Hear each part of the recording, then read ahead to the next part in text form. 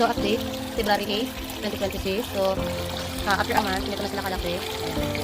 Kasi ano nasa siguro mga 9 inches na siguro sila. Ayan. Ganyan na sila kalaki. So, kahit wala akong filter, okay lang naman. Basta ma-maintain mo lang yung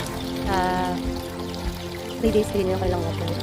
So, may napansin ako habang kakalinis ko lang ng aking dito. So, may nakita akong puno ng ayan. So, siguro, pag gutom sila, ayun, pinakain siguro nila yung kanilang kapwa dito. So, ayan. Nilalagyan ko pala dito ng balde sa aking, paglabas ng tubig kasi dahil hindi sila mabigla.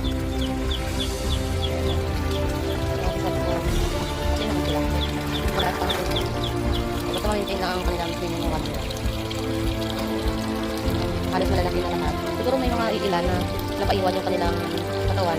Siguro nasa mga 4 inches ang parang kanilang kalakihan. Hindi sila pagkakalitan. Ito yung mga isang kong lalaki.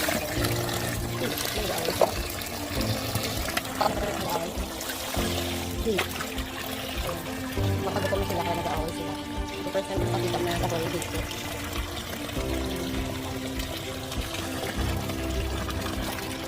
So, siguro gutom na sila. Hindi ko kasi pinakain sila ng dito. Ay, ng feeds kasi nag-change pa ako ng water. Nag-aaway sila.